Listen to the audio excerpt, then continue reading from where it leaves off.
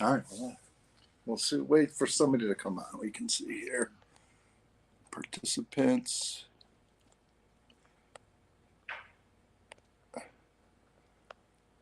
know some people were very anxious to get this started, so we'll see if there's any. I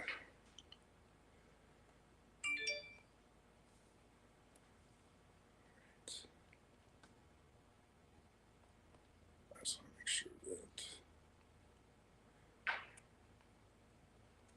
we're good to go.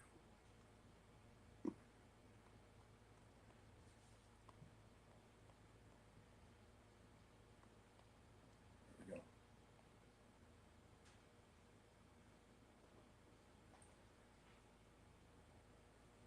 That's us. All right, now we can see what we're doing. All right, cool. All right. First of all, thank you for everything. Thanks for taking the time. Anytime. Shihan Gangi. All right, no, now we can see. All right, cool. All right. First of all, thank you for everything. Turn this up. Okay. All right, we should be good now. Let's. Who I have here is 10th degree black belt, Mr. Shihan Gangi. Shihan's been here in Wakanda since 1990, correct? 1990, correct. 1990 yes. Started his second school here in Wakanda, and this is the fifth location. There's a fifth location. Longest duration at one place. But 25 years. 25 years in one spot. One spot. That's a testament, people. Believe me, being in the martial arts, and he's been a lifelong martial artist, a place existing in one spot for 25 years is a testament to not only the instructor, the school, all the members or family. It's very rare. Been a long road. It's highly successful, and that's why we're here. So we're going to talk about the history of Shihan's journey in martial arts. We'll take a little tour of the school. It is literally, it's a museum of martial arts in here. If you have a chance to get here, if you're in Wakanda area, in Lake County, you have to stop by, see Shihan. Come in, take a look. We got full ring, bags, full mat, weight room, everything you'd ever want in a martial arts studio. It's here. It's in one place. So we're going to. This place will never leave Wakanda. We'll make sure of that. Yeah, we'll make sure of that. It's a Wakanda institution, and it will remain that way. So I started with Shihan October 1990. Yes. Yeah. After I got back from California, I had gotten into Taekwondo. At the gym I was training at out in California. Yeah. And I got started martial arts out there, and then moved back from California and found Shihan's studio, which is directly right across the street. Literally could probably fit six people sparring at one time on a Wednesday night. Yeah, that was max. Yeah, it was our test studio to see if people really were getting into it before we moved to a bigger location. I was going to say, what made you choose Wakanda as the second school? Now, your first school was where? In Addison? Or? My first school I opened up solely by myself. Gangi, Kung Fu Systems was in Addison. Addison, okay, that's what I thought. Yeah. At the young age of 21. Wow. Entrepreneur at 21, folks. Knew exactly what he wanted to do and monetized it. And all the way through that, And he's actually a vampire. He was born July 10th, 1900, which makes you not bad for 120, almost 22 years old. He's a vampire. Yeah, when I met Senpai Dan, he wasn't even 21 yet. I was 20. 20, yeah. Yes, 20. Yeah, you and Bob came in. Yeah, with Mike Marlowe. Yeah, Mike Marlowe. Gashler, yeah. All of them. The start with Harry Von Breck. Harry Von Breck was up here. Yeah. Yeah, first of all, before I go anywhere, I'd like prayers out to go to all the people in Florida. Safety. A lot of people lost their homes, businesses, but be strong and we'll get back on our feet again. It will. Anyway, amen. We've got friends that live there, that own properties there, that have family there, and this is one of the worst. Got to keep them in our thoughts for sure. Yes. We've got a lot of Gangi family down there. Yeah, my aunt is down there and some other relatives, my cousins, but Yeah. they're all okay. Thank God. Thank God. Yep. Yeah. So in regards to when I first started martial arts, hello stories. Everybody wants to know, like, when did you start martial arts? That was going to be my first question. Yeah, was a good question. How you got started? No. Exactly. It's got to be. No. What made you want to be a martial artist? What made me want to be a martial artist? I always had this, how can I put it, this love for judo, jiu-jitsu, kickboxing, boxing. At the time, MMA wasn't really heard of, but we used to do it in our garage and everybody else before it became a house war. It was underground. Was all underground, correct. When I first started teaching, I was at College of DuPage, and I was looking for a job. And on the job board, it said we need 5 instructors. This gentleman was opening up what's called Universal Karate Studios. Again, when I was about 20 years old. And so I auditioned for it, and they gave me they gave me the Wooddale School. Did they really? Yeah, like that on it. Okay. So after working go ahead. Did you, now, you grew up, you didn't grow up here in the States, correct? No, as far there as was a time when you were. Yeah, as far as my background, I was born in Sicily, Italy. Right. And from there, my dad moved us down to Venezuela, Caracas. That's right. And in Caracas is where I saw my first martial arts demonstration. That's it. But my first martial arts demonstration was actually a street fight. 4 of these guys tried to jump this gentleman. Actually, wasn't a gentleman. He was about 15 years old, and I was amazed how he took him out. Now that I know my techniques, right. He basically reverse punched one guy in the solar plexus, round kicked the other one, side kicked the other one, all within and then he backed out into the crowd, and he was gone. In that regard, that weekend there was a demonstrations at the plaza, and all these guys came out in their white uniforms and their gis, and we were making fun. We thought they were in their pajamas. So. We thought they were in their pajamas, and that's when I saw my first martial arts demonstration. That kid that got jumped to defend himself was the son of the gentleman, the sensei, who was the head of Shotokan International for Venezuela. Venezuela. And when I saw it was his son. Was his son? Yeah, wow. He was about 15 years old. Was a black belt. Yeah. Yeah. So they picked on the wrong guy. So in that regard, be careful. Be careful what you do. Be careful who you talk to on the street, because right, you have no idea these days what anybody has, what they know, what they don't know. Yeah. Just walk away peacefully. Exactly. It's not worth it. It's not worth the thing. But from Venezuela, then we moved to Chicago. Okay. And then so we started messing around with judo, karate. We're looking at stuff, and then ended up at Duncan YMCA, where I started when I was about 13 years old. Okay. For traditional training. With Grandmaster Bukowski, the head of at the time was Gang Mao Kung Fu. Then he turned it into Keng Shuando. Correct. Keng Shuando Association. Keng Shuando International, which I was the president of the association until things changed over, and then I decided to go on my own, which is the Gangi martial arts, Gangi Kung Fu systems. And when did that happen? What year? That basically happened as around I was going to say about 2000. 2003, right, something right after I retired. Yeah, after you retired, that's when I went on my own on it. So, Keng Shuando International was with Grandmaster Bukowski. Yeah.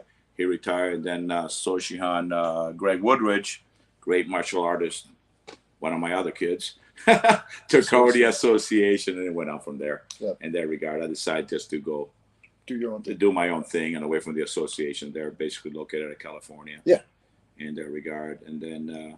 When I opened up here in Wakanda with Harry Von Brack. Yes. This is when I met this gentleman here, Senpai Dan. And we went up from there. We built up Wakanda. We're about the only studio in the area. Yes. We built up Wakanda. We had Wakanda, and then we had a school. The main school was in Peloton at the time. Yeah, Prospect. Yeah, Prospect Heights. And, Palatine Road. Yeah, Palatine Road. Yeah. Right by Milwaukee Airport. But in between there, I've had studios in Arlington Heights, Mount Prospect. Fox Lake, Fox Lake, Norris, Ingleside, all over. Third Lake. So we've had studio, and then after the studios got good, people either basically they decide to go on their own, open up their own system, which which is not system, I should say, their own school. Some are there and some are not in that regard. So that's It's how. not That's easy. how.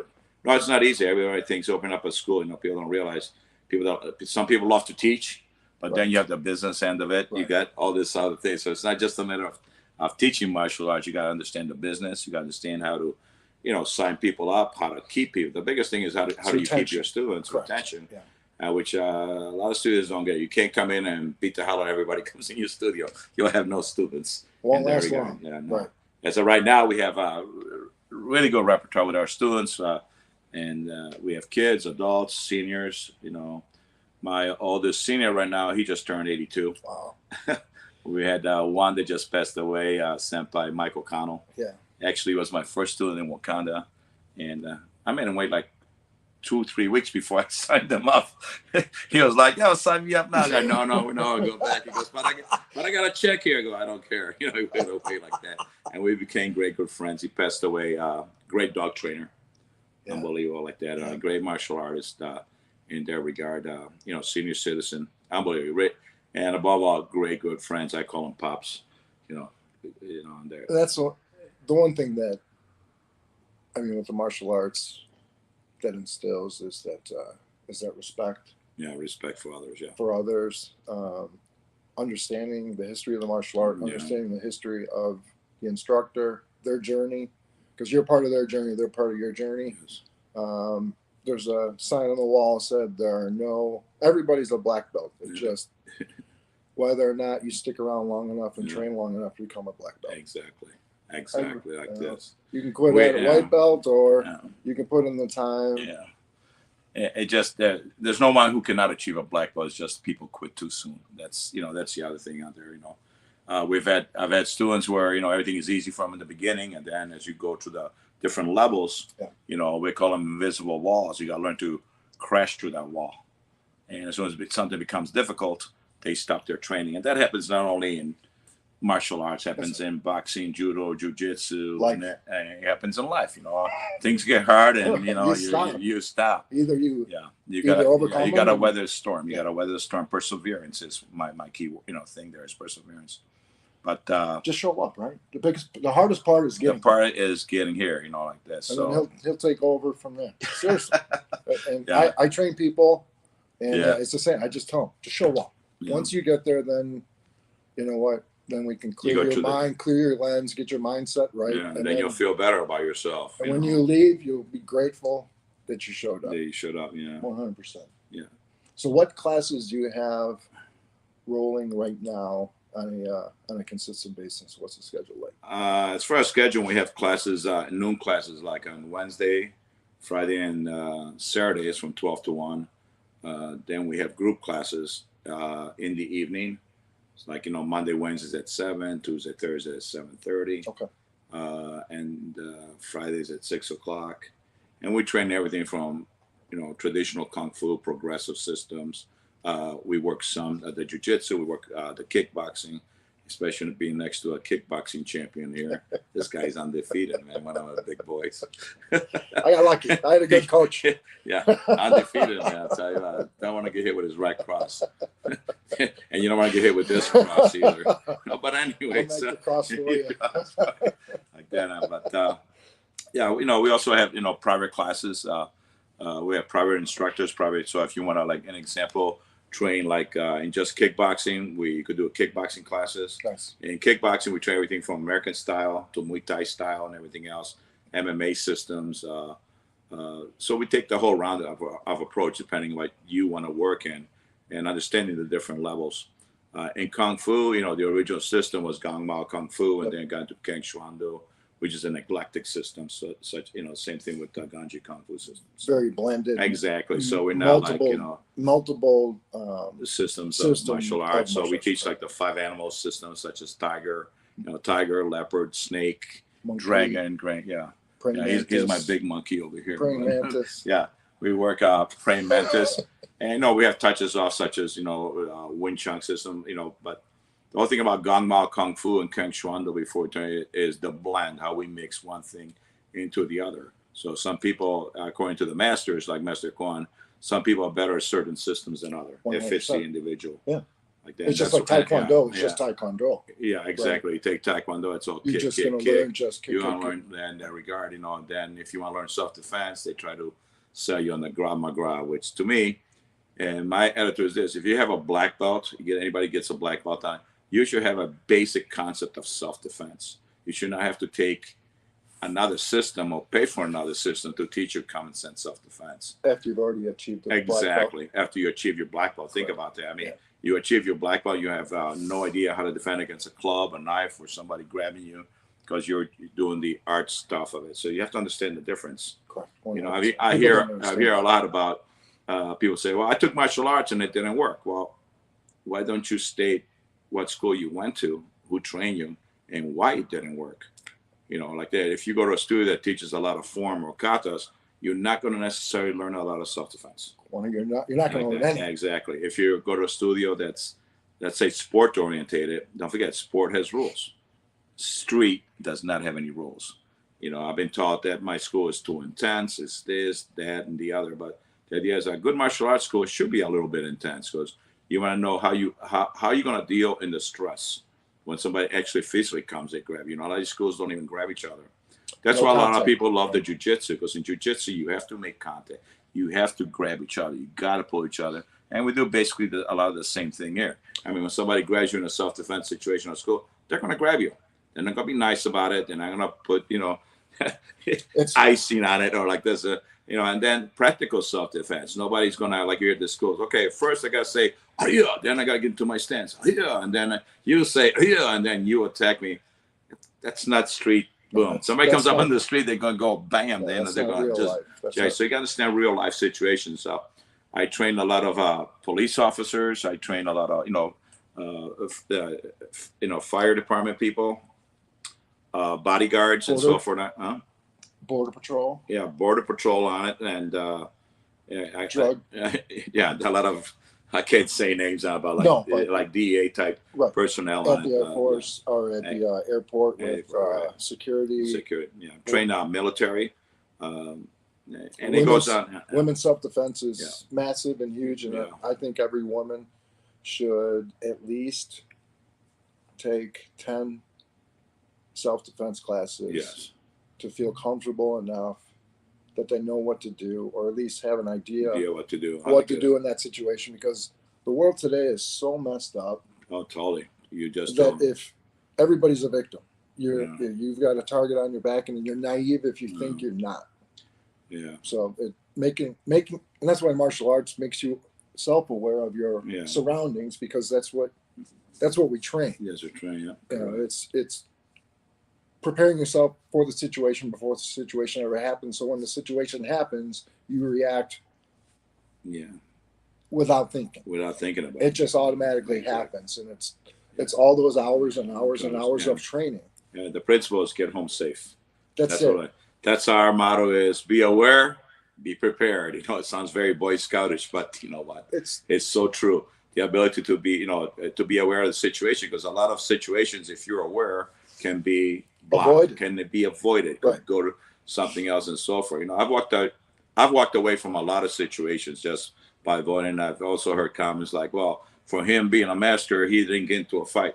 That's the idea. Why would I want to get into a situation and fight this meatball, whoever the guy comes in my face, and then after they find out who I am, guess what? Police reports, lawyers, court, and everything else. But walk away. So the thing is walk away. The other goes walk away, live another day. But when it comes down to it, if you have to defend yourself, do it fast, do it hard, and do it with no remorse. Like that, because this individual attacking you really could care less about you, your family, your background, what you accomplish in life, what might happen to you. His idea is to destroy you, to take you out. People say, well, he just wanted my purse. Well, then give him your purse and walk away. That's it. It's just a purse. Regard and so forth. It's just a purse. Just a car. Like that. Just a car and so. But you gotta defend. Some people, you could give them what you want. I've said this situation.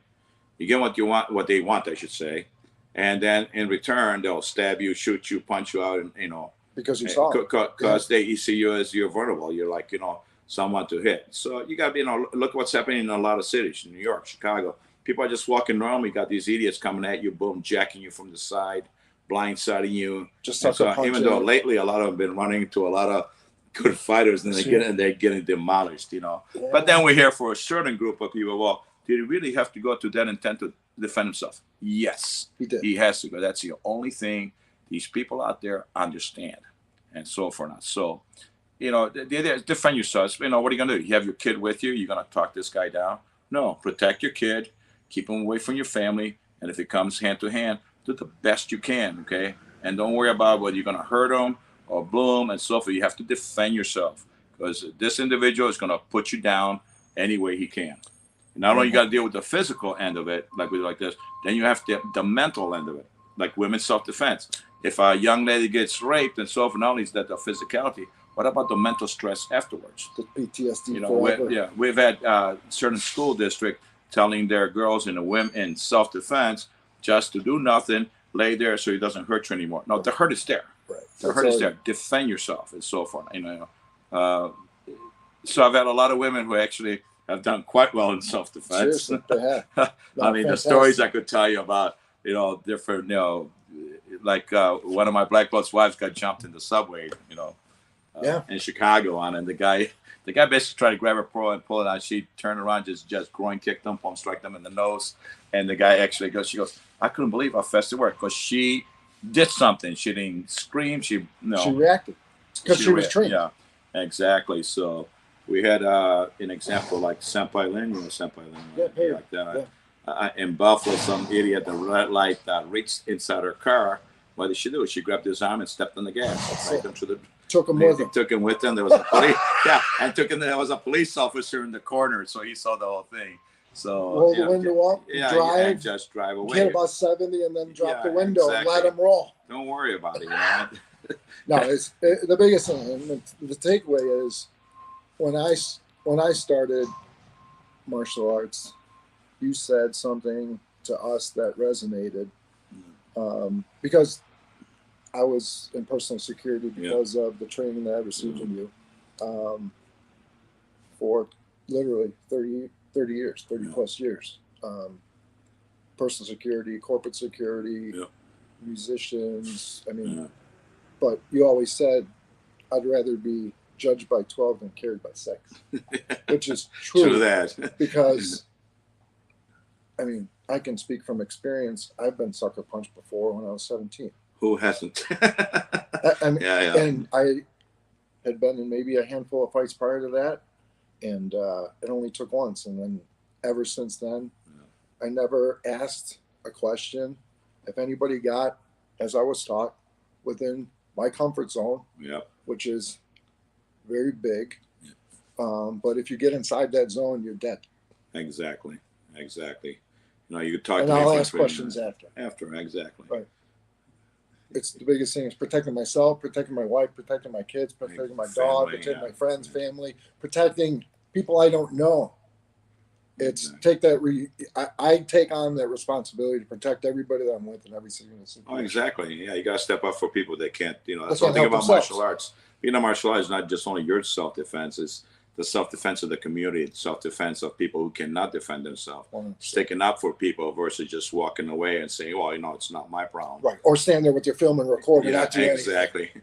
Yeah. Don't be that person, please. That's one friend say, goes, "Hey, if I'm getting my butt beat, put the camera down and help me out." Yeah, help me. In that regard. So as far as bodyguard too, I'm also ESI, which is a top bodyguard firm, training center, Executive Security International. Yep. They're like the Harvard bodyguard systems. They've been. I need to get my certificate. 60. They're on 60 Minutes. They were on 60 Minutes 2020. Used by a lot of private security companies. A lot of private security companies. I've done basically a lot of my security has been through private clientele. Yeah. And I can't personally dispose any other person. I can't say anything like that. But it's been a lot of fun. Everything from escorting people to we had. Greg Wold. Greg. He was with Pacquiao, Manny Pacquiao. Yeah, Greg Woodridge, one of my students. Shihan. He was Manny Pacquiao was out in LA. Yeah, when he was training with Freddie Roach at Joker Boxing. Yeah. So he's been around all his life with security and so forth on it. And but you taught us how to defend ourselves standing. Yes. Because everything always stands for the most part standing. Yes, and how to either keep it standing, eliminate the threat while you're standing, try not to hit the ground, because if you hit the ground, you could get your head stomped. Anything could happen. So try to avoid the ground. But if you get to the ground, you need to know what to do when you're on the ground. But everything that I learned from you was stand up was to be able to subdue and control somebody, regardless of the size, standing up, remove them from the situation, and make sure everybody is safe. Exactly. Especially if you go to the ground. If you go to the ground, you don't want to mess up your wrinkled Armani suit. No. No. Well, everybody says, well, the fighting's up on the ground. Okay, so I understand the principle of the fighting's up on the ground. I've been on the ground a lot, but you think about it, if somebody attacks you, you're not going to lay down on the ground automatically. No, you're not. It starts on the ground. So if you could eliminate the situation standing, then you don't want to go on the ground. Because being on the ground, I've been there. I remember taking down one guy once when I was younger. I grew up in the inner city of Chicago, so a lot of gangs. So I took the guy down before I'm fighting him. So I know I had 3 guys on top of me. Right. Yeah. And swinging and punching, and my friends jumped in. So, it's all good. You got the idea. People say, well, why did you take judo and jiu-jitsu in college? I say, no, I did it for 4 years, 5 years. I mean, on a daily basis. And I got my black belt in judo and what's called the old system of jiu-jitsu from the Kodokan, because you had to learn to get your black belt in judo at the time. You also had to learn the jiu-jitsu aspect of it. 100%. And it's part of it. The idea is I want to know that if I'm in that situation on the ground, I want to know what you can do. How do I get back on my feet? How do I protect myself? So a good studio like ours will teach you now. It's converted to everything from standing to ground and getting your butt back up and back, out, back or up and right, or if it's multiple, take the smallest person, use them as a shield. Yeah, exactly. And it's just you have to fully understand your situation, what you're in. Exactly. Be able to assess the situation instantly, and then make a decision on what you're going to do. Yeah, you can't wait. Yeah, situational awareness. Exactly. In that regard, but it's what you instilled in us over all the years, with all the practice, all the training, and I've had situations happen just as recently that the training is fine. I mean, you hope you never have to use it on the street. It's like insurance. Hope you never need to use it, but it's good to have 100%. And you know what? I reacted like you taught me, and heart rate never got over 70 beats per minute. Yeah. And it was a pit bull attack. Yeah. Wow. And my wife was there, my service dog was there, but I did exactly what I've been trained to do, and nobody got hurt. He took care of business, and that's what you got to do. So that was a controlled situation. That's why you control the environment. So, but without training though, that wouldn't have happened. That could have been a very bad situation for my wife, for my dog, for anybody else. For anybody, that dog could have went after anybody. Or anyone. There was no collar, no leash, no owner. No, isn't that great? They get a dog and then they don't train them. That's one of my pet peeves. But but So tell me a little bit about when you got started in the 70s with the Nationals. With the Nationals. The Bluegrass Nationals. Yeah. Okay, that boy. First of all, I started martial arts in 1968. I was born in 69. Yeah, in 68. 68. Yeah. Wow. I know. I was gonna bring my first trophy for best attendance. Never missed a day. It's still at the house. There was a Duncan YMCA, and that was given to me by Sergio Oliva. Those who do not know who Sergio was, like that, Mr. Olympia. He trained, Mr. Olympia. The one that took him out was the Governator, Arnold Schwarzenegger. The Terminator. Beat him, the Terminator, great guy. But no, I competed like in the 70s, and I started a lot of the semi-contact point fighting forms before I went to national, the super national. But before I went there in 1977. No, 1975. I took 75. I took the AKA Grand Nationals. Grand National champion. Grand National champion. And you worked 2 years to get there. Was that the year that you beat Chuck Norris's top student? The AKA, that was a second tournament. Let's call it Chicago. It was a Chicago Invitational, which was like almost like a national tournament. Right. Yeah, there's been like this, and I was honored to fight Chip Wright, which was Chuck Norris's top guy. That guy back kicked me out of the ring. He was so strong on it, But I beat him by 1 point. Wins a win. The guy was a phenomenal fight, and he goes, he seems like you seem to know my timing. I go, well, tell him that's to Chuck Norris. I said hello because I met Chuck Norris when I was 14 years old, 15 years old. Right. Great guy. Right. And we did a lot of stuff for, his, kick drugs out of America. Yeah. We raised a lot of money for him. And there we go. But Chip Wright was on it. So, and Nationals, I beat quite a few guys, but that was so long ago, Well, and then Nationals. So and then the 80s, you switched to. Yeah, so late 70s, we went to like the Nationals, Lama Nationals. So Lama Nationals, when I retired, my goal was to win it for 3 years in a row. Three-peat. Yeah, three-peat. I want to do a three-peat. The first year, it didn't work out for me. I ended up losing form. All the was winning forms and fighting for 3 years in a row. Okay. Which is not that easy to do. People said, you can not. Right. So usually you're either good at one or the other. Yeah. First year, I lost the forms by half a point, but I took fighting. So I said, okay, another 3. And then 3 years in a row after that, the Lama National, down by Tom Latuli, great guy. Yeah. He ran the Midwest tournament circuit.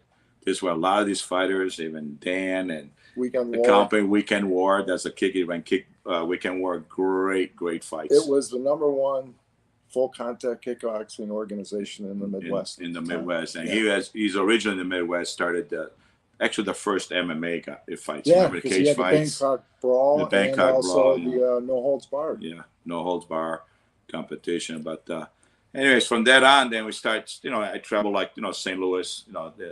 The Arc, like St. Louis National. We had there, Bluegrass Nationals In Kentucky. in Kentucky. Battle of Atlanta with Joe Curley. Did Jerry Rome fight in there? Jerry Rome fought. Yes, he did.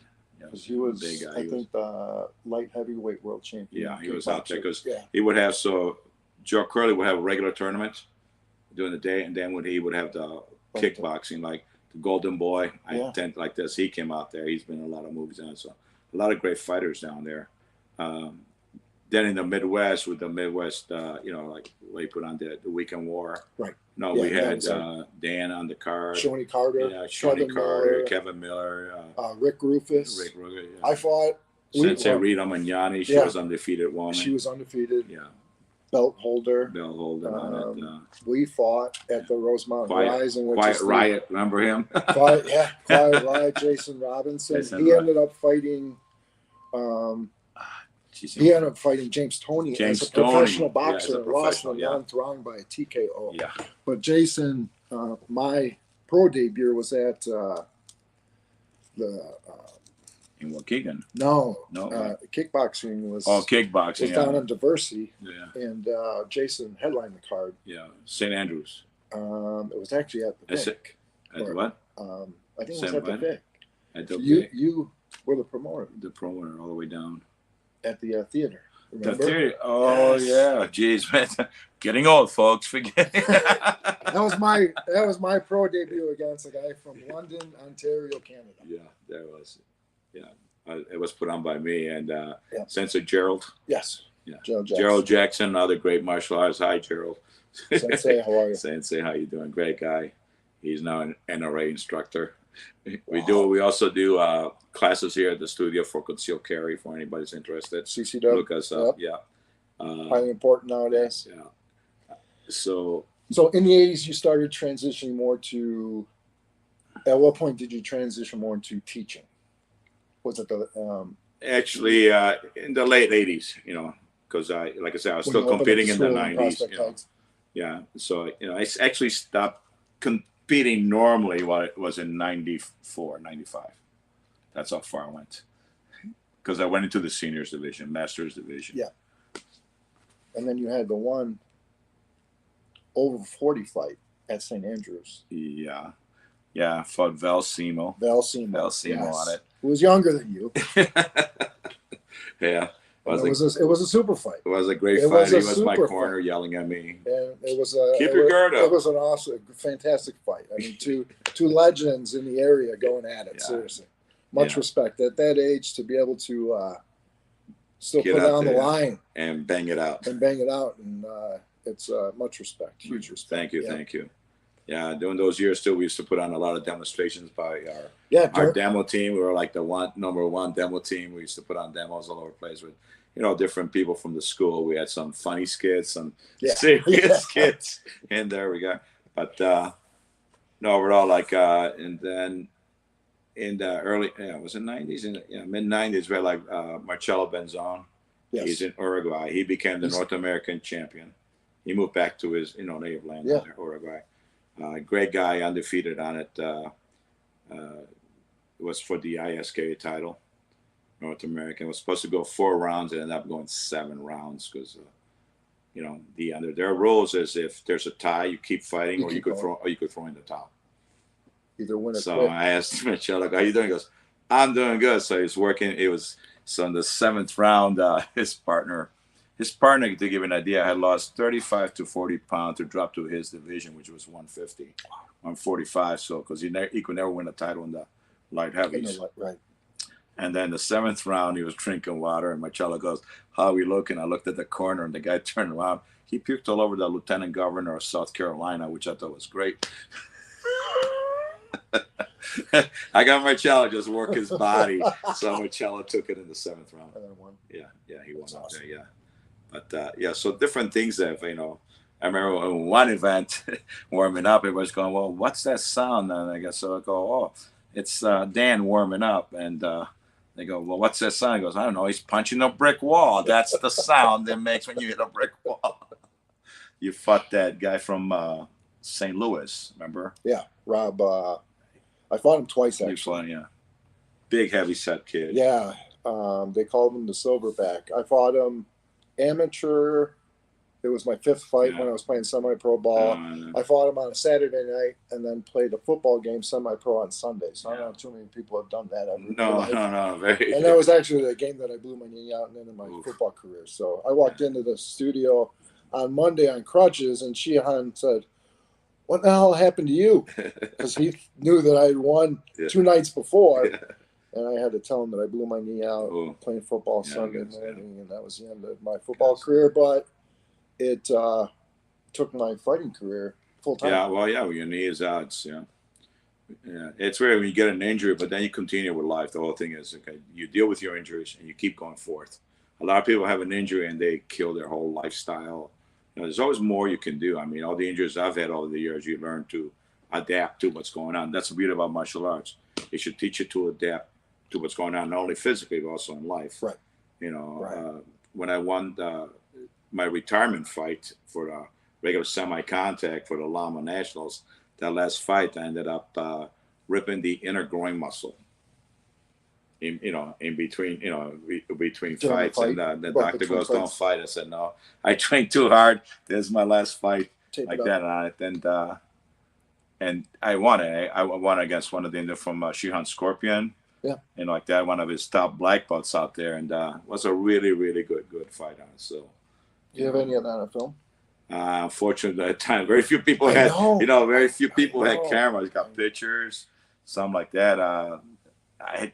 You get some of the old reels, but they get, you leave them in some place, they get cracked, they get old. It's not like today where everybody can pull up a camera and film stuff. Yeah, it's a lot of that stuff I wish was documented. Yeah.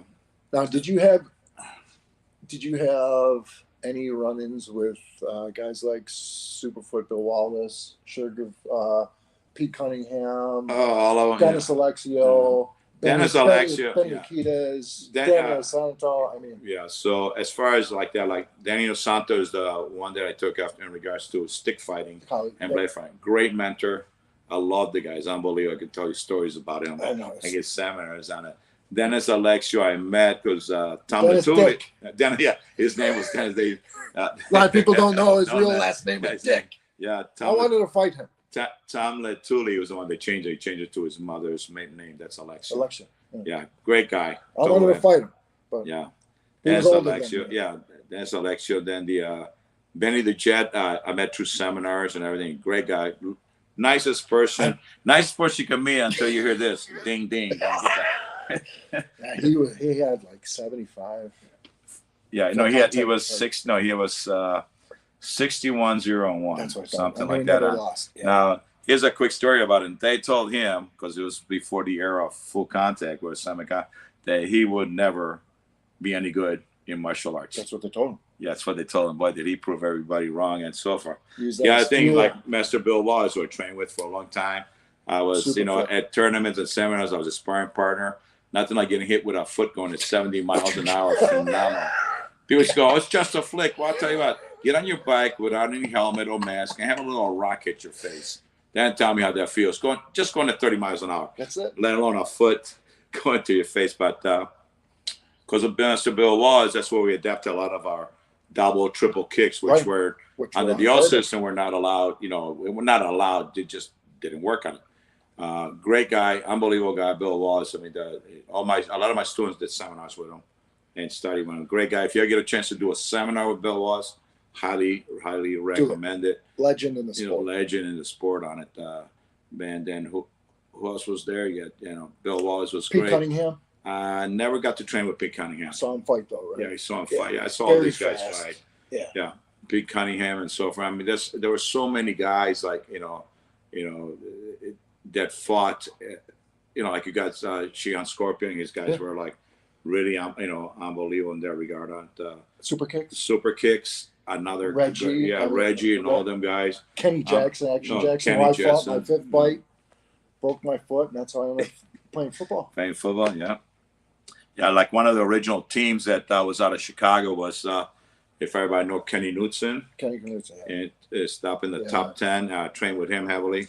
He used to take us off the street and beat us up on weekends just to get us off the street. And go like, hey, what you guys doing? Come in the studio.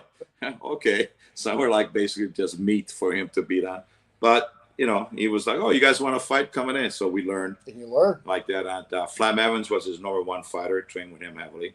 Again, made top 10 in the country. Yep. Mike Cass. Yes. All these other guys, Kenny Knudsen's, if anybody knows the Cerberus, that's who he was there. He owned the Cerberus. He was doing right. Yeah, unfortunately, he passed away in a plane crash. Yeah, great guy. Right at Pollock. Yeah, right behind my old studio. Right by the studio. Right in there, but other guys that I train with, they're like Fred Dagerberg, Master Dagerberg.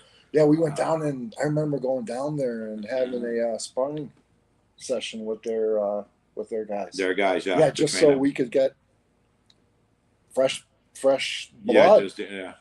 Yeah, and it was a phenomenal experience, man. Yeah, Grandmaster Dagerberg is one of the guys out there. Yeah, one of the. Studio was huge. They were in what, Lincoln or Logan? Yeah, Square? Lincoln in that area. I had at one point he was running 1,200 students. So yeah, 3 stories. 3 stories, 1,200 students. He had a higher fight. Amazing. Just amazing. Yeah, he was in Seagal's movie too. Oh yeah, a bunch of them. Yeah. Yeah, his top guy, Oscar Bravo, Mr. Oscar Bravo. Unbelievable guy. Fernando Lovano, all those guys on it. But Oscar was amazing. He'll fight you under any condition, anywhere you want. True Hispanic. True Hispanic guy, yeah. And so forth. So awesome. I just ran into him at Grandmaster Tom Harriet's wake.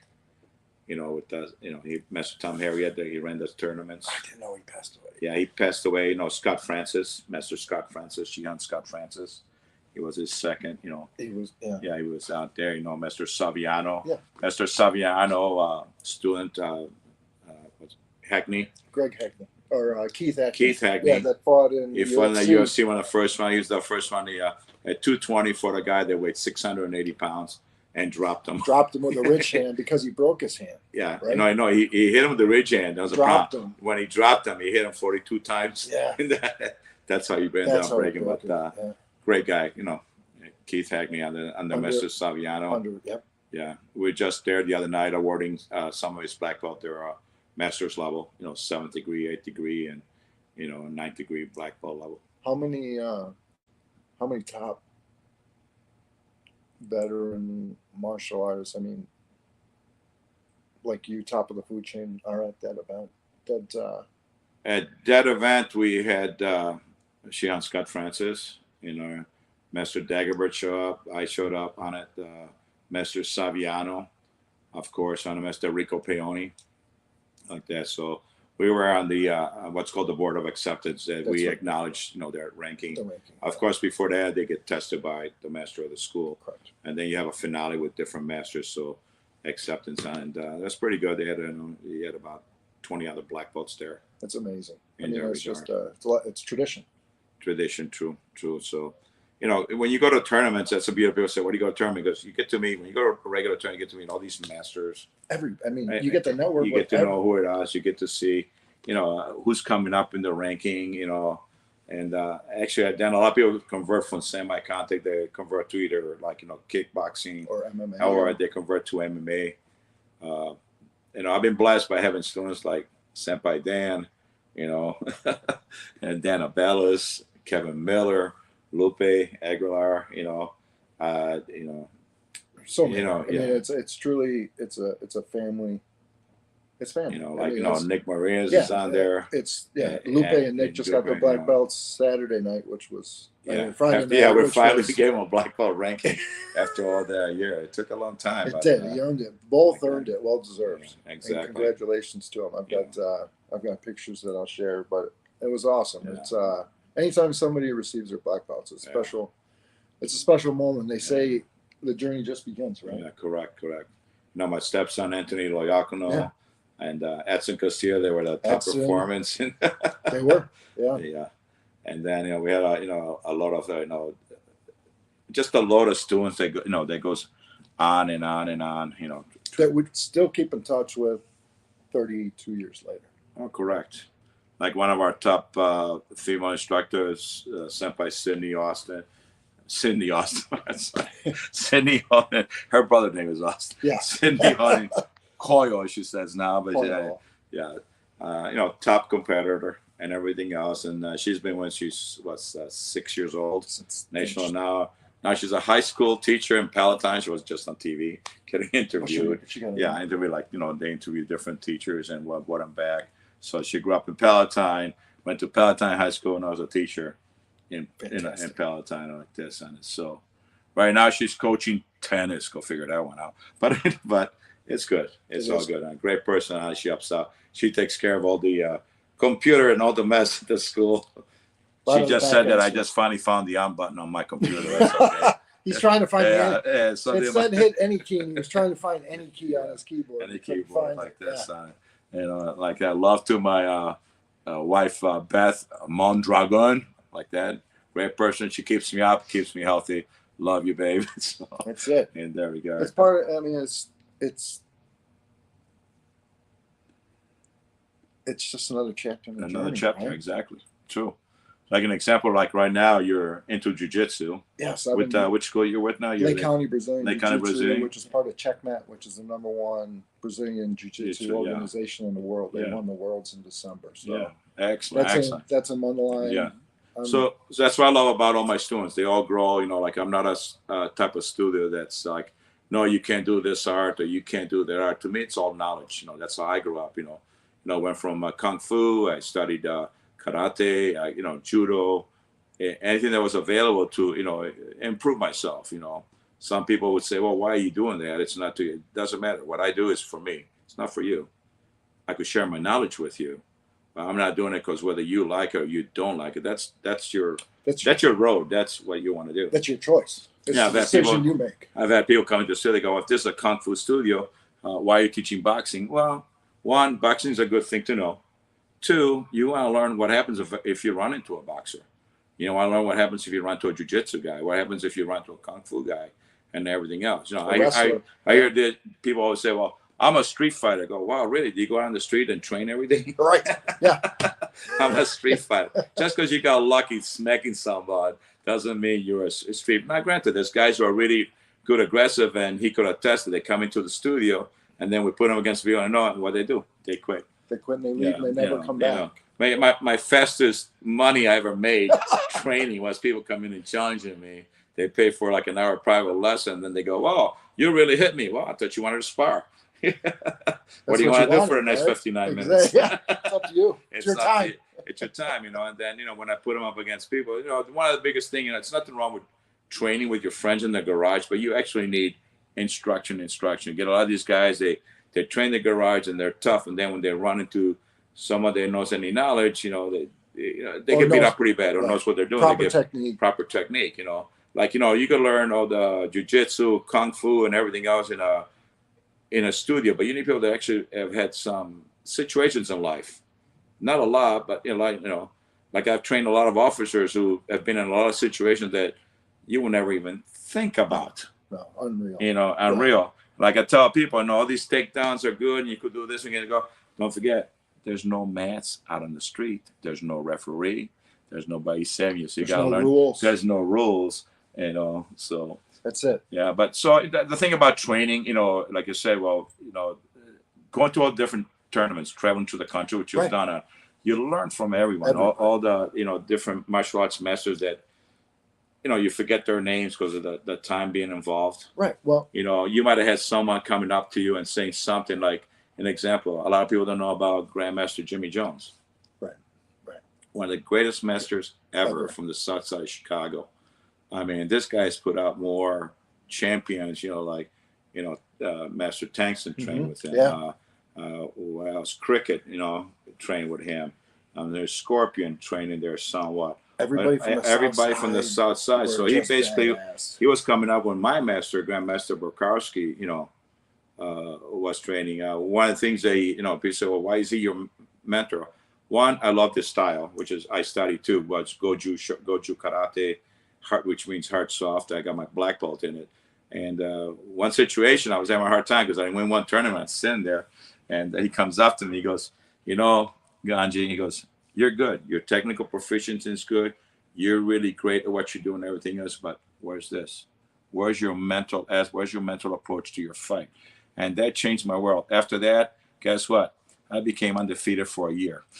It's amazing. Just one little thing. Kenny Knudsen came up to me at one fight. He goes, you know what, Ganji? Goes, that's good. But it's not that he psyched you out. You psyched yourself out. He goes like that. He recognized that. He goes, boom, like this. So these are the walls I talk about getting rid of, in anything you do, whether it be business, home, and everything else. We get pressures on it. We get, situations and everything else. So how do you go through it? And so martial arts has helped me, unbelievably. Yeah, I've used the principles that I've learned from studying the arts. The arts, yes. In practical application in pretty much every aspect of my life, because fighting, you have to react, assess the situation. Business, same thing. Parenting, same thing. Relationships, same thing. Same thing, yeah. It's practice, it's training, it's having the right partner, having the right coach, recognizing your abilities, your weaknesses. Oh yeah, totally. And being able to fix them, work on them, or avoid getting yourself in the situations. Yeah, so true. But every time we work with somebody, we learn something. Like one of the greatest messages that I run into is Mr. Stephen Abate, Mr. Stephen Abate. And he is the original, by the way, Cobra Kai. The original. Before Boom. And so, he was the original Cobra Kai. If you want to really, really get into know how to fight, because talk about full contact to him was light contact. Then eventually got into Taekwondo Ken. Taekwondo Ken on it. He trained with a lot of masters on it. Vietnam veteran, won the Silver Star in Nam. Great guy. I mean, unbelievable. Always supported me, always had my back. I met him when I was 17. You're that young when you met him? Yeah, when I met him 17, 18, before I even started teaching on it. It was just before I got into teaching martial arts when in college. Like I said, I got a part-time job on it. I was working at Jacques Penney. J.C. Penney. Yeah. And his wife worked at the same place on it. He came in all dressed up with his Cobra Kai jacket. We started talking, and he invited me out, and that's how we started our friendship. Wow, that's amazing. It's a weird how life just connects up. Otherwise, I would have never met him. Potentially, if you think about it, right? Yeah. So from him, I learned different aspects of martial arts, different how to apply technique. He was heavily avant-garde into what's called iron hand training with the sand and pound this guy. So I'm in a fight one. This guy punched a car window out. Hardly got anything on his knuckles, and That's what I used to just train. Yeah, just training. So hitting a brick wall. you don't. Yeah, that's one thing with Master Abate. You never want to get hit by him. I mean, when he hits you, like your body went through shock for 3 days. Yeah, we had one guy at a bar making fun of him because, Kung Fu, we work a lot of the flow hand techniques and everything else. And this guy was from Shotokan Karate, which is, a great style. If you know, I have a lot of great friends who are in Shotokan Karate who are really, proficient at it. And he was making fun of it. So he went to Master Abate, and Master Abate basically made him urinate blood for 3 days. But anyway, and of course, after the guy started the situation with him, he took him to court, which was my point I began with. Yeah, he starts the fights in the bar situation. Mr. Abate took care of business after this guy was mouthing off, because mind you, if you're a brown belt in anything, and somebody tells you, don't start. A brown belt is basically a high level beginner, getting a taste what it is going towards black belt in that regard. I hear this story. Well, I didn't want to get my black belt because I'm a brown belt. I had to do this. I got to fight. No, you don't. What you have to do is persevere and get your black belt and learn some respect, because I'm sure that guy's instructor would never put up with that. Ever. In that regard, Shotokan Karate. So, like who's one of the top guys that knows Shotokan Karate? Who was one of the top? Jean-Claude Van Damme. That's Jean-Claude. Yeah. Ishinru. Exactly. So the Ishinru comes out of Okinawa. The Kumite. The Kumite, the fighting. So there was a lot of underground fighting doing that. Absolutely. Yeah, the Shimabuku brothers. Shimabuku is the one that did a lot of the Ishinru, like that. And so, like an example, Master Rick Cruz, who's a retired sergeant in Palatine. Yep. He studied heavily with him in Okinawa. He won the Okinawa National. Great, great guy. That's really hard to do, to fight. Highly technical and very high tough. Technical. Very tough. Very, very, very tough. He's the kind of guy that likes to go to Thailand just to see if he could beat up people in the ring. Hey, what can I say? Enjoy yourself. Whatever floats your boat. He goes, hey, let's go to Thailand, get in a few fights. I'm like, no, I'm good. Let's go to Thailand. Hang on the beach. The beach. That's more like the. But like I said, how different. I've learned so many different aspects. We have a guest coming in. That's super cool. Everybody knows cool. Hi. Thank you. The wife stopped in for lunch. Dropped off for lunch. Cooper's our bodyguard right now. Yo, that's awesome. It's coming through okay? Oh, yeah, it's coming through. Yeah. Perfect. Thank you.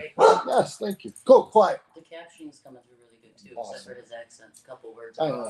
It doesn't pick Okay. out. So now I got advice about my accent. People say, why are you accent? Well, I speak 5 different languages, by the way. Yeah, if you didn't know that. I did like that. So you get a lot of my Italian accent, my Sicilian accent coming through. Well rounded. So but that's why in my classes I talk to them in Italian, in Spanish, Castellano, and then of course you have the whole Asian words of what techniques are and so forth. So and sometimes, like I said, my words I tend to speak over, and this is one of the situations where I got a lot of fights when I was young Because they didn't understand you. Yeah. People used to go, what are you, stupid? You don't know the English language? I go, well, I could speak 3 languages. How many can you speak? Right. Like that. So, and then, of course, running into a lot of Asian instructors. That's, because of the accents. Like, like a real quick story. One guy goes, hey, he goes, I was at one tournament. It was one of the masters from Japan. And this guy was a black belt under his system here in the United States. Okay. And he went up to the master, and this was even in Black Belt magazine. He goes, yeah, I studied karate under one of your instructors. And the master goes, I don't teach karate. So, how can you not teach karate? You signed my black belt from Japan and everything else. He goes, I don't teach karate. I teach karate. Karate. That's how it's pronounced. Yeah, like people say, oh, I take kung fu. It's actually gung fu. Kung fu. In that regard. So, I mean, so the different languages. Little differences, variations in the dialect. Exactly. So, if you do not understand my accent, learn a different language. We do have subtitles. Yeah, we'll have subtitles in Italian. Yeah, it'll be translated. Translated. Use Google Translate. Let's do this now. We'll walk around the gym because I want to show you the museum It's been so here we got 25. enough on this as far as stories and history. We can still talk and walk. talk on it. Okay. Because you know what? A lot of stories are going to happen because of Okay, those cool. pictures. Let's do that. All right, everybody. Thanks, Coop, for the warning. Yeah, he's our watchdog. All Cool. right, everybody. Here's our. We are in the ring. This is where I spent a lot of hours, a lot of time. So we do have a full ring here. As you can see, plenty of room for heavy bags, double end bags, plenty of room for sparring on the mat. If somebody is taking up the ring, you know what we should do? First things first, let's start with the history. Yeah, let me turn the light. Turn the lights on so we can see. All right. That will be a tattoo that I will be eventually getting. For sure.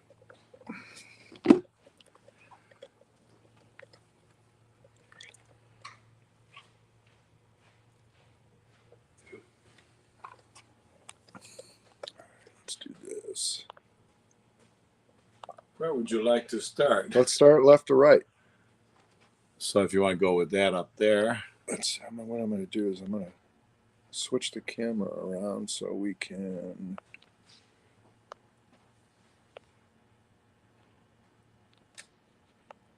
see the actual picture and I'll send it. There we go.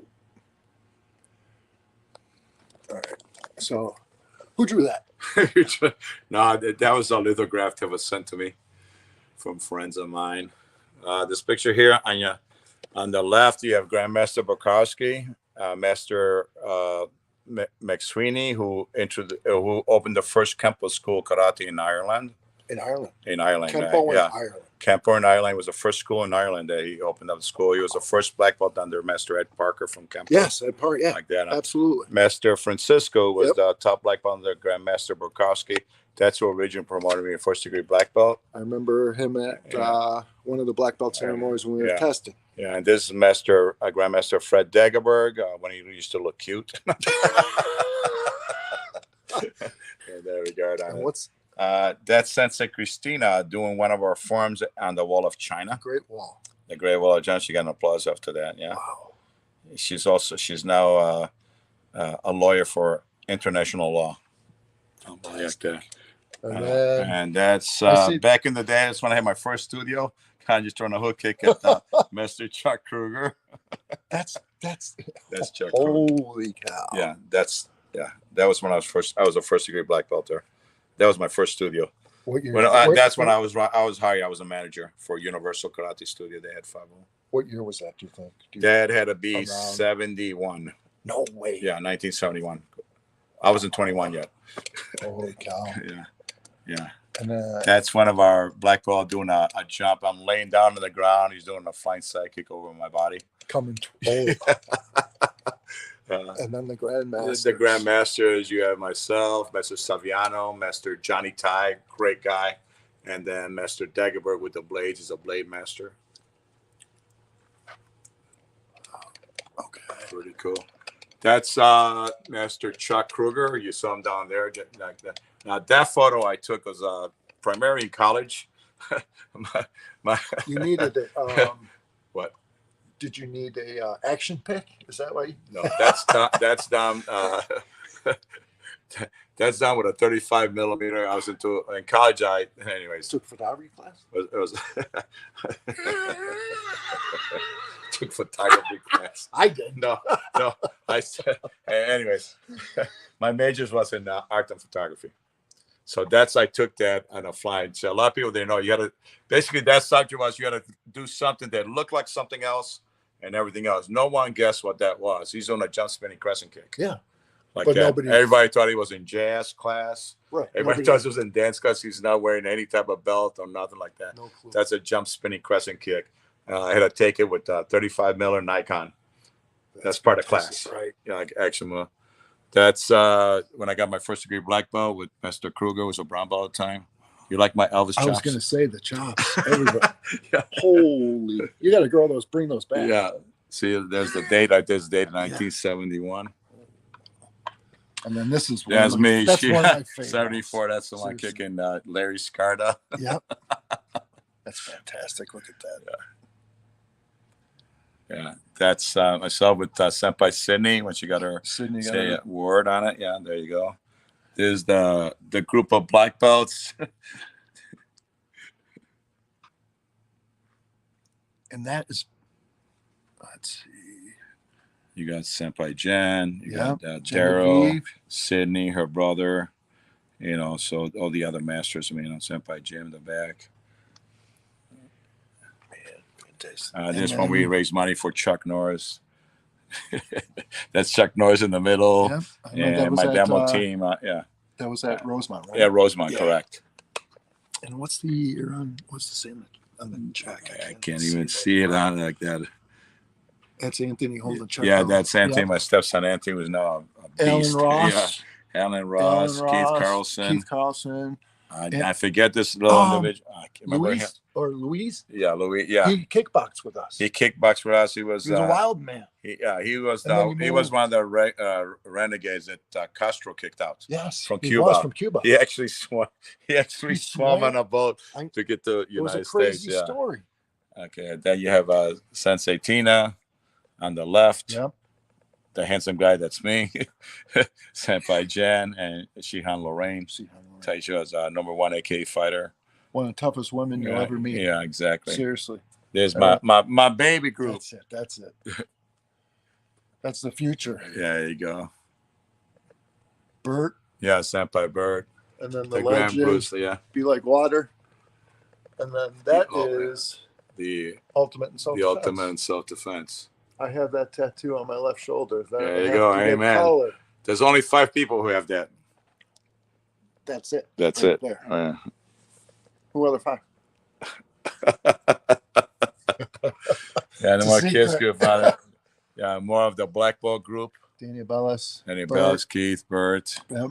Yeah, Beth, Sensei Tyler. This is Burkowski breaking. There's Grandmaster Burkowski doing his famous pump strike, going through 10 cinder blocks. And he was what, about 6'4", 250? Yeah, 250, 260. I Yeah. remember. That's me when I won one of the national tournaments with the beard. You look like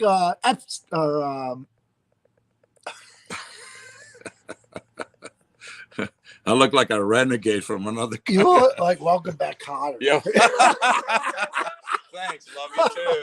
Now this is one. This I think is one of the most iconic pictures that I. Yeah, that was done when I was out in Malibu Yes. and Laguna Beach. We took Lagoon- some shots on.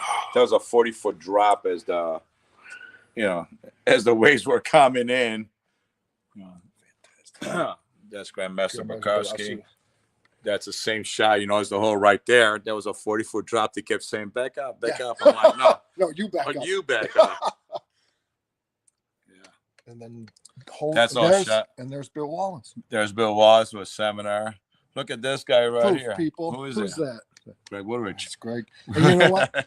And may you rest in peace because Yeah. he just passed away about 6 weeks ago. He was, I think, the first person I sparred when it came down to Prospect Heights. When Yeah. Wakanda used to come down to Prospect Heights on Wednesday nights, we used to have Yeah, we used to have Team team versus- versus team. It's and a lot of fun. it was an ass whipping, but you learned. And there's Yeah. Sensei Mike. That's Senpai Mike, who That's- just passed away. Great guy. He was my first student in Wakanda. He drove the Mercedes Benz, right? Did he have the same? Could be. I don't know. He got so many different cars. He was a from great, here. great man. That's Grandmaster Quan Se Quan. Hung. Right there. That's him. Yeah, he was taught the classic, and Dang Ming Dao, who wrote all his books. If was you his want to author? read, his books, is The Wandering Taoist. It's called The Wandering Taoist. He's got And then- 3 or 4 books on. And Dang. Dang Ming Dao he wrote for him for like this, and I got accepted as one of his disciples. That's amazing. That's when I got accepted for one of his disciples. Not easy to do. No, Yeah. you can probably count on one hand. How Here's many a story. How So many people have that honor, right? he's only had maybe 5, me being one of them. Unbelievable. Yeah, that's some of the awards I got from. That's Sydney and her brother Austin when they won their first tournament ever. Wow. And then this is then when they got promoted to second degree To black second- belt. Second degree black A belt. couple years in between. That's Master Saviano, myself, and Grandmaster. Well, they're all Grandmasters, Master Abate. This is an award I got from the Marine Corps for teaching their battalion. Training the actual Yeah, Marines in hand-to-hand self-combat. Yeah. That's And then that great one. Yeah. that's They another just put picture together with a bunch of different with masters. the one Yeah, up put top, in- I remember. Yeah, Saviano, yeah, all of them. He did a great job on it. And That's there's, there you go. Kathy Long. She Yeah, was- Kathy Long, women's world champion, and Lean Lima is 1988 Taekwondo gold medalist. And by the way, she started in Kung Fu. The road that she took to win the Olympic, in Korea, it was the first time they showed Taekwondo in Korea in 88. 88, they showed it as a demo, Yes. and she was the first person to win a gold for the U.S. And she started yeah. in Kung Fu. She was Kung Fu And since then transitioned. I met her when to- she was 6 years old. She became a national women's champion in regular tournaments. Yeah, first time I met her, I was fighting her brother, her older brother, and How'd that we go? we kind of ended up being bloody, black eye, bloody nose, ripped the uniforms off each other. Well, it was the old day, was no equipment on it. Right. And she came up, she goes, "You beat up my brother." I go, "Honey," I think we both got beat up. And she was all like 6, 7 years old, but it's her brother. Yeah. Like that. But no, she's a great person and everything. National, just phenomenal what she has accomplished It in her life. Truly is. Yeah, like And that. then we've got Oh, here, let me take some of this stuff. Mr. Nick, Yeah, then we got eight-time world record holder in Yeah. the bench press in Yeah. his age and weight group. yeah. This Two-time one, world yeah. record, and then two-time Yeah. world yeah, masters yeah, champion massive. in the bench Yeah, press. yeah, and this one was in 2008. The first place, it was 181. He lifted 496.5. And his best in competition, and Sensei Nick, who just got his black belt Friday night, his highest was 551. 551. Yeah, at 100 and I believe 68 pounds. Yeah, I used to weight lift with him, and like this, I used to say, "Nick, you got the weights? I'll dust stuff the bar." Then Abella is winning the champion. Yep, national champion. And that's Sensei Vince. Crazy Vince. Crazy Vince. Yeah. If you want to meet a some of the- character, yeah, that's Sensei Vince. there's nothing. Yeah. Nothing better. And then we used to bring that out, Yeah, all the time. To the yeah. fights. To the fights. let everyone know we were representing. Yeah.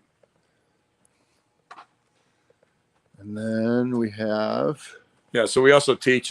We teach a variety. We teach a variety of 18 different weapons, everything from traditional weapons, to practical weapons such as knife fighting, stick everything's on fighting, back yeah, wall. on the wall. Those are, we teach everything from Chinese weapons, Filipino, Japanese, depending on your level. And to be a black belt, you have to learn one of the weapons. correct? Yeah, you have to have one of the weapons on. So by the time you get to black belt level with us, you're gonna get a cross training in 7 different weapons. Some you'll feel comfortable with. So Some mine not. was a Tonfa. I love Yeah, the Tonfa yeah. because I wanted to be a cop. Yeah, so the Tonfa is PR. People go, "What's a Tonfa?" Right. It's a PR-24 that the police used to carry and so forth. Very practical weapon. It's the least weapon that everybody picks, but it's one of the most effective It weapons. is because you use it defensive to For- protect yourself, and it's got a handle that you can Yeah, swing. I'll bring one out so Yeah. I'll show the difference That's- on it. Was my favorite, Yeah, so. besides the knife. So, so we'll take a walk over here. So this is That's the what the police department used to carry. Yeah, move the camera up a little oh, bit. sorry. So this is your Tonfa where you'll see him carry. You'll see him work in different techniques.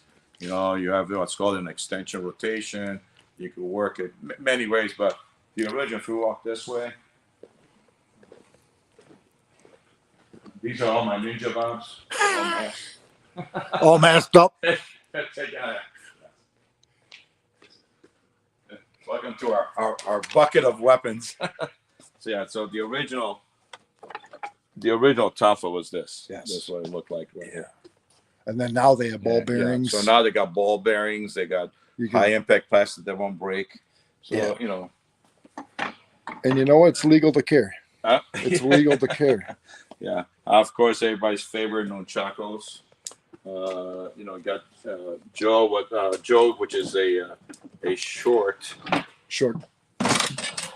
Yeah, they used to Bow- call it. bow They used to staff. call it an old man's walking stick. 'Cause, Yeah. you know, you're here. But the beauty about a Joe is that it could work relatively fast. Like you a can cane. maneuver like a cane, or like, especially if you know like bow techniques. This is, you know, really effective. And then my favorite. Yes. These are crazy. This is one of the other favorite. This is called a blood spear. And folks, I use this when I want to keep people away from him. You know? folks, go on YouTube and watch the demonstration of the blood spear by two Chinese women. Oh, Unbelievable. is it unbelievable? You will not believe the speed, accuracy, and precision and timing Yeah. that she doesn't lose her life 1,000 times. Yeah. And then you've got all the trophies. All the different. These your students combination, These are all mine. all yours. That one through the years. A lot of 6-footers. Yeah. That means first place, people. Yeah. Like Illinois State Championships, you know. Yep, the Lama Nationals, Yeah. October 92, Kempo, Karate, Yeah. third place black belt lightweight. Yeah. This is what I want. That's the original like Shaolin diploma from Well, Shaolin Kung. Yeah. That the other T-shirt that I have is that, Yeah, the different the And gun. that's- Yeah, the gun. Yeah. folks. I'm going to get that on my chest. Yeah. This is going to be on my chest with the logo. Yeah, I'm all yeah. So All the you got swords, the dos, you got the Yep. Bokens, you got the practice, katanas, and wakizanas, real. and real swords on it. So Throwing mat for judo, hip toss. toss on it. Impact for Bob. You could tell we do a lot of work on Bob because we had to tape his head together. You know, we have all kinds of aspects. We have Plenty of standing them. bags, and Yeah. we got the chains, so we got all the heavy bags back there. And then let's talk about the progression of the belts. So as soon as you come in, you are Well, as soon you're as a you no come- stripe white belt, Yeah. correct? Usually, when you come in for your first classes, the first 4 classes, you have no belt. Unlike a lot of schools give you your diploma, you have to earn your white belt. You have to have 4 classes. Okay. Once you do Perfect. your 4 classes of intro, then you go to your white belt level. The adult classes, the adult levels, you have to earn 6 stripes in each belt. So you have white belt. The kids classes have to do 10 stripes. Correct. Yeah, but the adult level, you have white belt, orange, yellow. Some systems go yellow, orange. Every system has its own.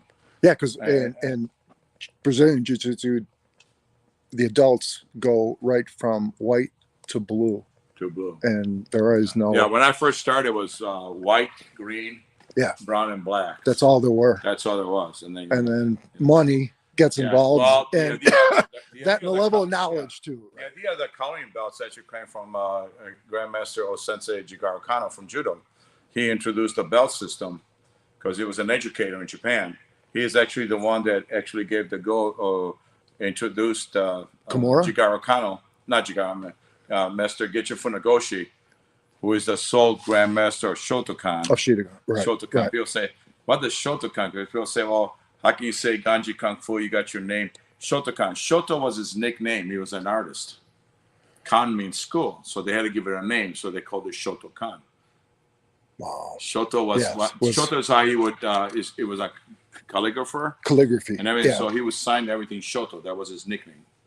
In so- calligraphy. Yeah. And it was, yeah. Unbelievable. Yeah. Artist. Shoto. So exactly. So he wasn't like according to history, he wasn't like the best martial artist out of Okinawa to introduce karate to the emperor in Japan, but he was the most educated, Okay. and that's what they wanted to introduce. So he got into it. Somehow he met Master Jigaru Kano from Judo. Him being an educator, what he did is, if you look at it, it's like first grade, second grade, It third, is. fourth, It's- fifth. it's like blah, school. blah. It's like school. Because Yeah. that way. it's progression. right? Progression, so people can see a progression. Because the old day was, to be a black belt, you had to put in 7 years. Regardless With of how many regard- time, and there how was much no time belt. you were training, right? It doesn't matter. Yeah. You got to put in 7 years. And plus, they kept time as to how much time you Okay. actually went in it. Right. But, so you have like white, orange, yellow, green, blue, purple, and some people flip these around. They'll go purple first, then they'll go blue, green. It doesn't matter. What matters is the Q. What level Q are you?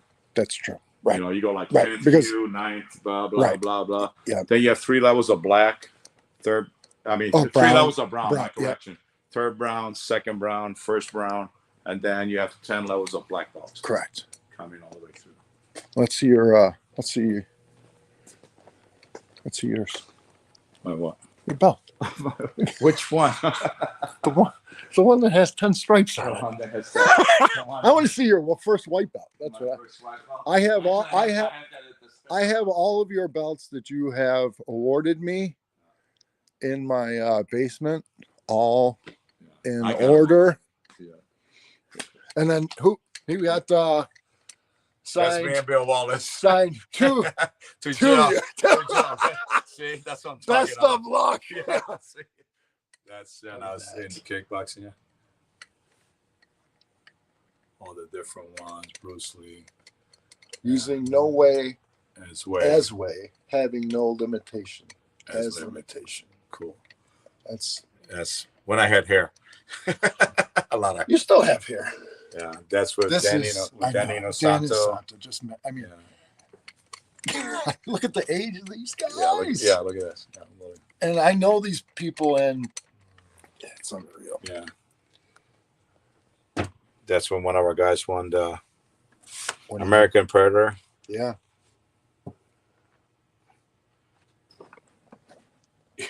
He's filming everything. Yeah, That's yeah. great, man. Yeah. This is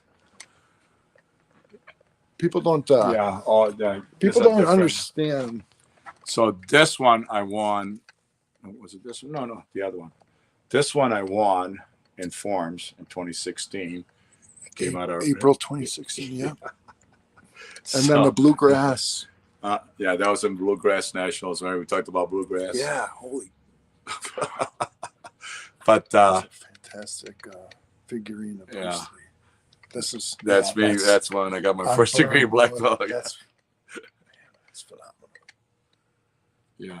So that one was a North American Championship. That was on a dare. Somebody said, "What's wrong, old man? You can't I was come." going to say because that's 2016. Yeah, You said I you came out- retired in '95. Well, you know how I do. Yeah, somebody So, challenges you. Somebody accept challenged me, it. goes, "Wrong, you can't do it anymore." And I took first place. Yeah, look what. Hey, yeah, After check- not check it out. competing for God over 16 years like that. So these And are then some of these the are- awards. So here in the top, I got award to the second Illinois State Hall of Fame. In recognition for outstanding achievement, dedication, loyalty, and positive output growth. That's truly what martial arts is Yeah. about, right? So, I mean, the unselfish giving Yeah. of your time, perseverance, and guidance Yeah. has helped you many in the area to achieve their goals in life as well as in the martial arts world. wow. It's, Yeah, then I it's fun got doing- put in a second time in the 11th one in 2015. So it was a great honor. That is. Yeah. Okay, that's it. Yeah. That's amazing. Look at that. Yeah. And then this one, which was with Master Tom here, I got put in the Grandmaster Jogenda Midwest Black Belt Federation. Tom passed Yeah. away. He Yeah, and the- refereed, I think, probably A lot of your fights. 8 or 9 of my fights. Seriously. And yeah, that's There's the yeah, trio again. Yeah. You got it. Yeah. Oh yeah. Just I don't want to think about that. That's fine. And then That's from the Dagobah International acknowledgement of my rank. From Midwest section. Well, this from Grandmaster Abate from Cobra Kai. the original Cobra Kai. Yes, people. exactly. Yeah, this, Not- yeah. This from Not American Kempo Ralph Karate. Macchio bullshit. That's from American Kempo Karate. Acknowledged me as an 8th degree black belt in Kempo. See, this is no bullshit, people. And You this think I fucking tell stories? the Midwest Federation. That's from Hall of Fame, and that was from. That was for support. Northern Shaolin. Yeah. 7-star praying mantis. Yep. And that And was then- the Grandmasters Union under Grandmaster Johnny Tai, one of the first original 12. Right there. Yeah, you got Johnny Tide. These are all guys you probably ran into. Saviano, Yeah, Lou, Lewis. Yep. Yeah. Steve St. Pierre. I don't know if you remember him. And that's out of from Taiwan.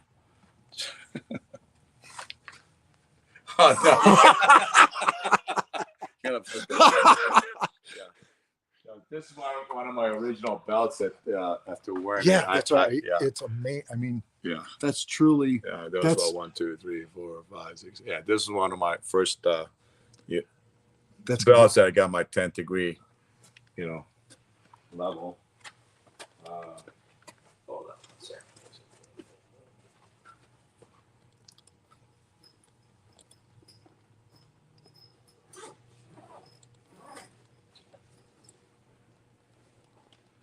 You want to see the new belt? So this is the Coral it's belt. called this is for 4th degree black belts on up.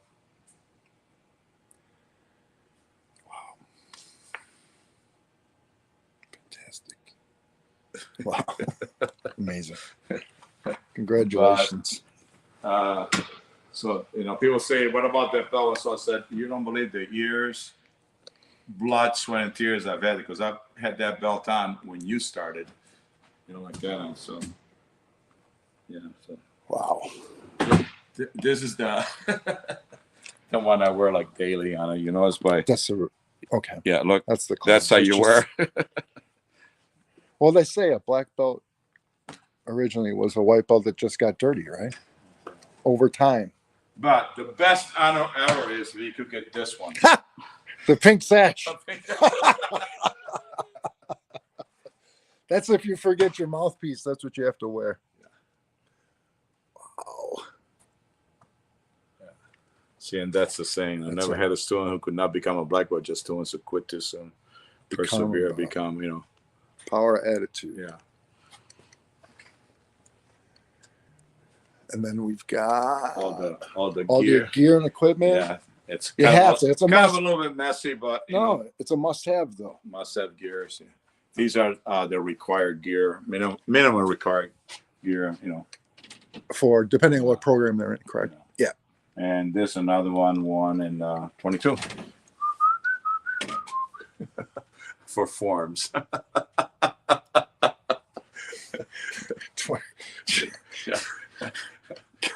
Yeah, so these are different. These are all the patches these are different awards you could achieve. Like the Shihan Award, you got to do something really special to do a black belt club. Means you're in the black belt. Student of the month.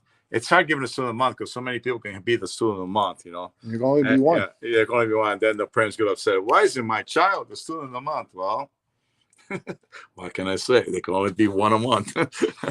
Didn't make it. Yeah, I didn't make it. Yeah, sparring specialist, physical fitness award. Nice. Which this is one of the most important ones, physical fitness, because not only we teach martial arts, we also do a lot of obstacle courses, like you see, like for future ninja training, ninja warriors, and everything else. So, yeah, builds agility.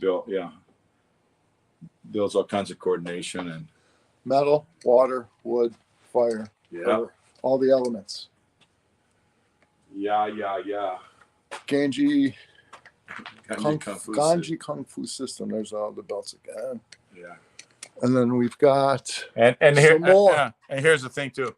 People say, like, we had a gentleman come in and says, well, if you want his kid to learn authentic Kung Fu, because if you're authentic Kung Fu, why aren't you wearing sashes? Well, a lot of systems of Kung Fu don't wear sashes. Hold it up, you cut him my head off.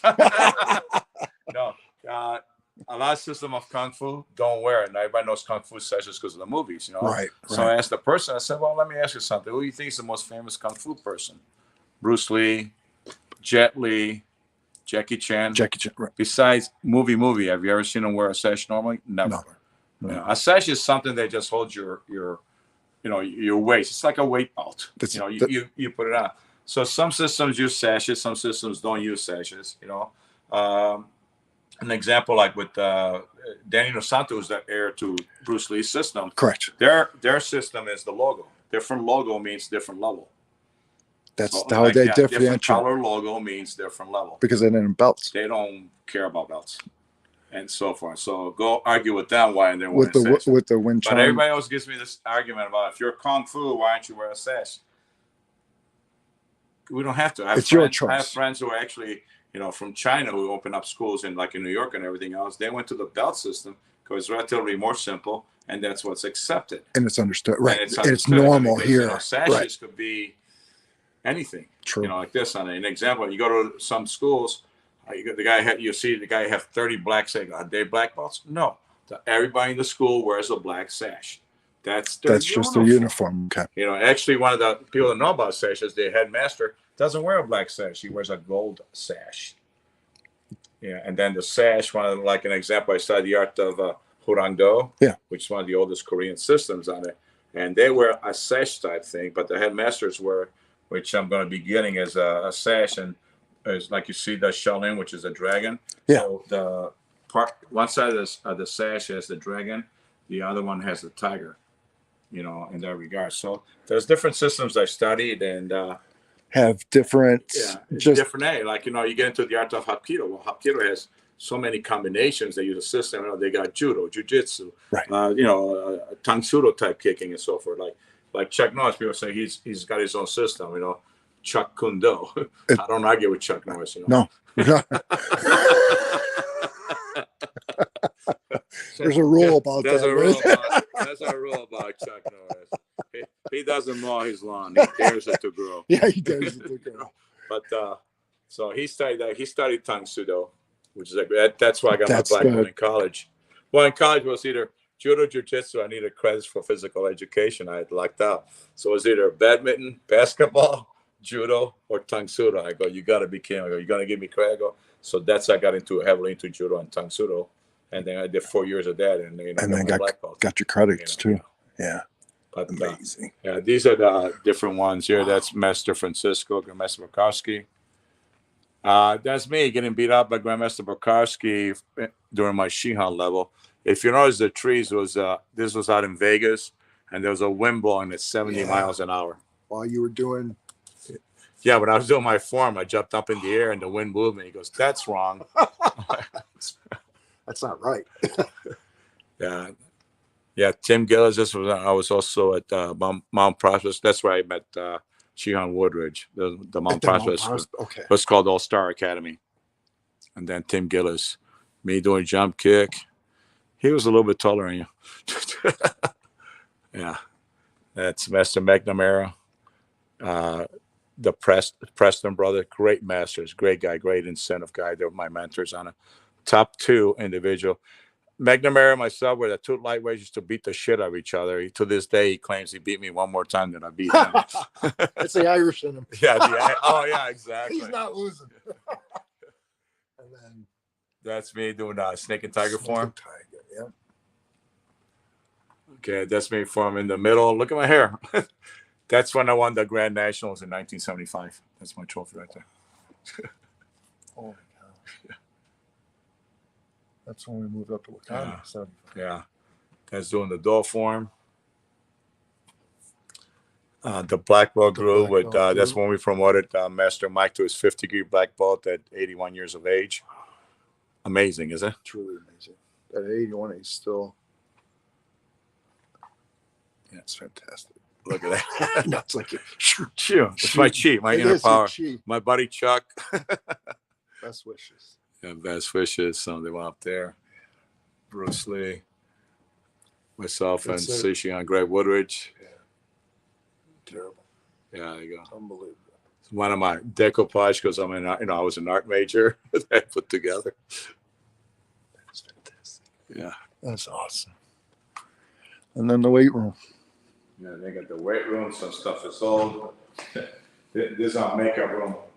We call this my gorilla gym. Well, it is. This is how old school gyms used to be instead of the place where everybody goes to chat, Snapchat, and take pictures of themselves.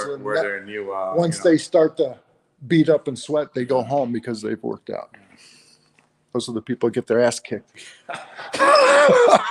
by the other people. They go the extra mile. Fantastic. Close. Some more awards up there. There's some more up top. Wow. Yeah, we put this on behalf of Oh yeah, that was That's all Nick, because it was basically this was his weight room.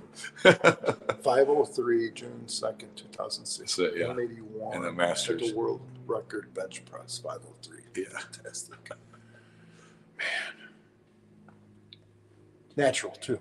Yeah, natural, never did Just any. Yeah, pure, yeah, unadulterated, animalistic power. power. Pure. I mean, just a freak of nature. Seriously. I mean, to have that muscle, tensile strength, and tendon strength to be able to handle that much weight over your head, over your face is ridiculous. So, this is it. Let's go. All right. All right, sounds Hey. good. Thank you so much. Appreciate it. Thanks a lot. Love you, You're man. the best. Take care. Sure You guys are. out there, please be prepared. Excuse the accent, but anyways, coming in, Yeah. Gangi Martial Arts in Wakanda behind Duncan D's. Everybody's welcome. Anybody who's seen this, you get a free week of training. Coming in, check us out. We have all aspects on it.